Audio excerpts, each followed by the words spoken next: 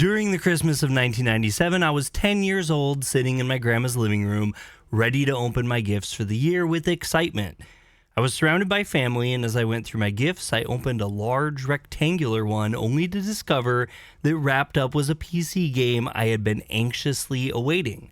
It was Riven, the sequel to Myst. The box itself captivated me with its rich and strange artwork, and that only increased when I opened it up and looked at the guidebook and giant jewel case inside. As I was flipping through the pages, shocked to see pictures of animals in the game, my uncle asked me if he could look at what I was so excited about. I remember he seemed kind of confused, and he told me he had an old friend who worked on this game and how recently they were talking, and he was telling him about the game, but my uncle, who was a traditional computer programmer for a large company, wasn't really convinced that what his friend was doing was a big deal. My uncle was pretty surprised to see his nephew so excited for something his friend had a part in making. I was so curious about this, as I never knew anyone who worked on games, but my uncle was sparse in details for me. I never did find out who his friend was, but over the next few years, I found myself enamored with the game and the continuing world of Myst. At the time, I was a really big book reader, which is why story is always so important to me in games.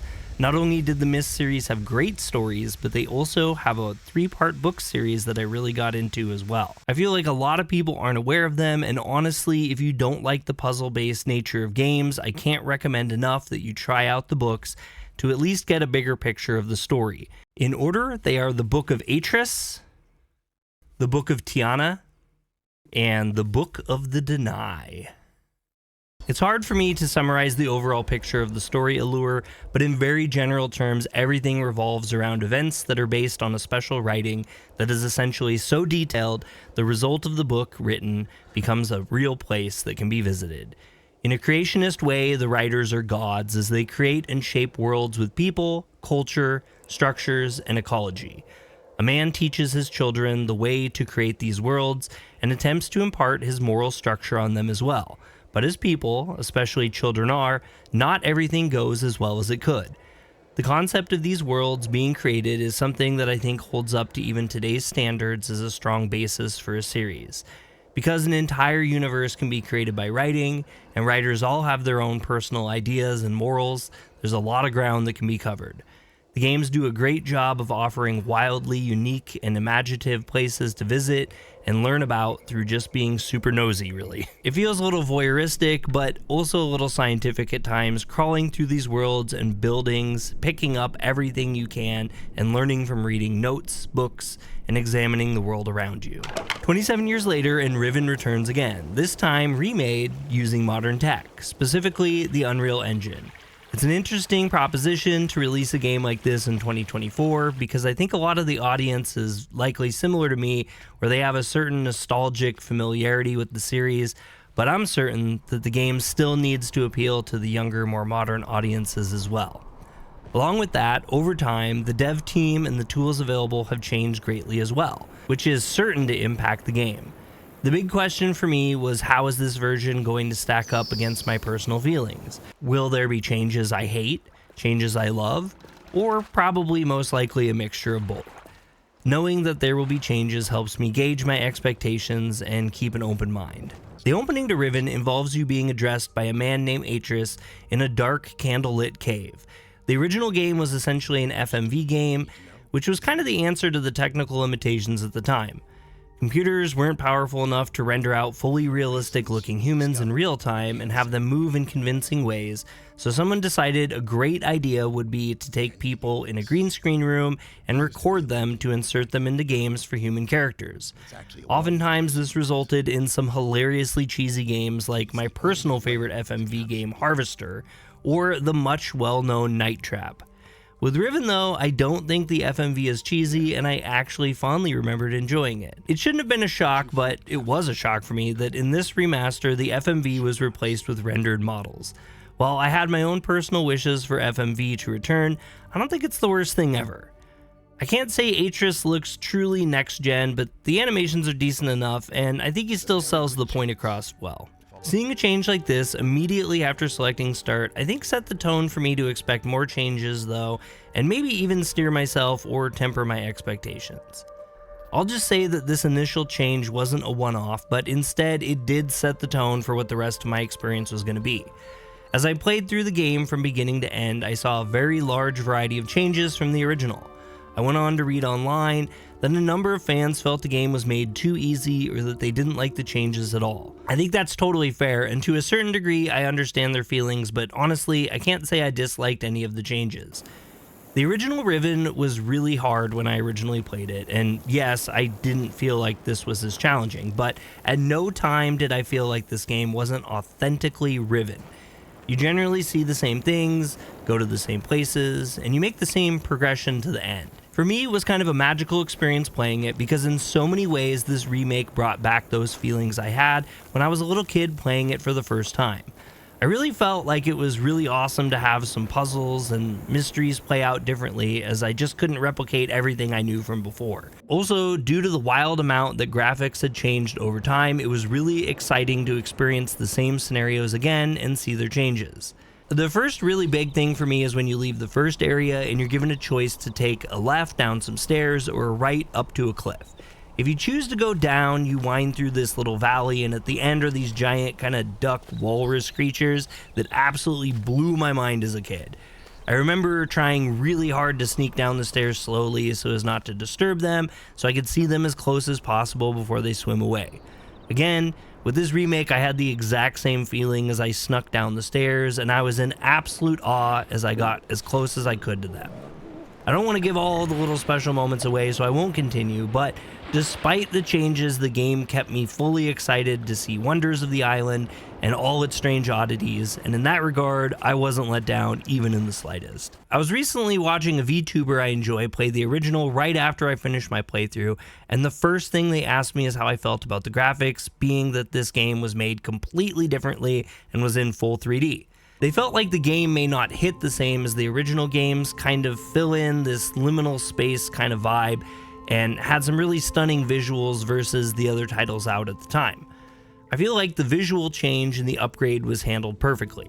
I really wish I could describe my feelings better on it, but playing this game was like coming back to my hometown after being gone for a very long time. Things were visually both exactly how I remembered them being, while also feeling like they had been modernized. I can't tell you how much time I spent going to familiar places or hiking up to a cliff on an island and just looking around to take in the beauty of it all. Being able to play this game in full 3D and being able to move and look around so freely was a feeling that I, again, can't quite describe as well as I'd want to, but it was awesome. As far as the liminal spaces feeling, this game also handled that well.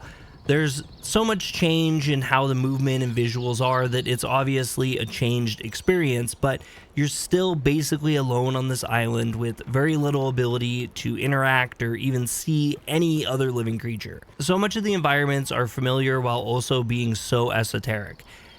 Nearly everything you learn about the island and its inhabitants comes from looking at their leftovers. There's no massive sweeping music soundtracks, and you're really just left to listen to the different sounds of the island, ranging from room drones to running water to whatever devices are near you. So far, all I've really talked about is my experience as an old fan, but what if you're new to the series? Will you like the game? Yes, Riven is the second game, but honestly, even if you didn't play the first game or the original Riven, I think you can enjoy this game just as well. I will say though that while this game is very modernized at its core, it's a type of game that really isn't seen a whole lot anymore. The primary focus of the game is exploration of the world, and the puzzles consist primarily of finding ways to get from one area to another. You spend a lot of your time wandering around the areas that are accessible to you and turning knobs or examining things in the world to find your way and know what's happening. It generally helps to keep a pen and paper ready to write down the details, but this version of the game also allows you to take screenshots and review them at leisure too. You'll need to put on your thinking cap and interpret some of the language and numbering systems, which you'll use often. I love this kind of stuff, but I can see also that it's not for everyone. It's not a fast-paced game, and a lot of your enjoyment will come from experiencing the journey through this world and learning about its conflict. As far as performance goes, I played through the entirety of this game on my PC, but I also dabbled in seeing how it ran in PC VR and on my Steam Deck. The Steam Deck ran the game wildly better than I expected.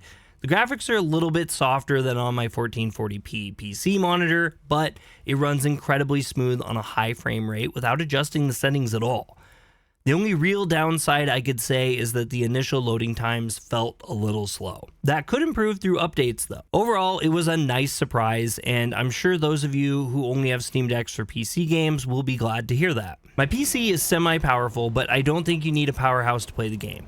I have an RTX 4070 Ti Super and an AMD 5900X, and I had the game installed on my NVMe SSD. Loading was really fast, and the game played smooth as butter through its entirety.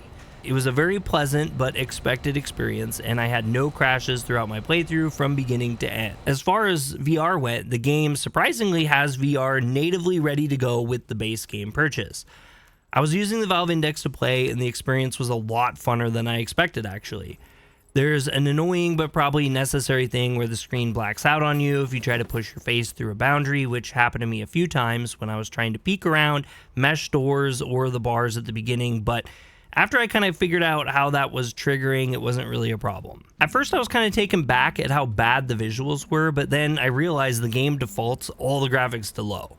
I changed everything back to epic quality and was able to get a much nicer rendering without any noticeable performance hits. Experiencing the game in VR offers the same level of wow as you get from playing the remake while remembering the original. It's obviously the same game, but it again feels differently because of the changes. Instead of clicking buttons, you get to actually grab handles and pull doors open, or push buttons with your hands or turn wheels around. It was pretty fun, and even though I had just played through the entirety of the game, I was pretty excited to replay it again in VR as it kind of felt like a new experience. I know VR isn't everyone's cup of tea, but if you happen to have a headset and own the game on PC, there's no reason not to check out the feature and see how you feel about it yourself. The game uses the same save files too, so if you want to just try it out or even just see a particular part in VR and then go back to playing it on the flat screen, you can totally do that too. Lastly, I'll mention the game has basically all the VR settings you'd want for comfort. You can move either with the joystick or you can do teleportation, and you can activate and adjust vignette as well. I generally don't do great motion sickness wise with joystick movements, but for some reason the only time I was bothered with it was during the tram rides. Overall, I really like the VR experience, and I'm sure at some point in the near future I'll play through the whole thing again in VR. If the game sounds up your alley, feel free to check it out on Steam. I have a link in the description pinned in the comments for your ease of checking it out. Let me know what you think about the game, and if you played the original and the new one, what are your thoughts? This is a rather off-brand game for me to cover on the channel, but it's a series that meant a lot to me over the years. If you also happen to like anime news reviews and gaming, feel free to subscribe, and if you like the video, hit the thumbs up. Alternatively, if you don't like the content, let me know by hitting the thumbs down. I'll catch you on the next one.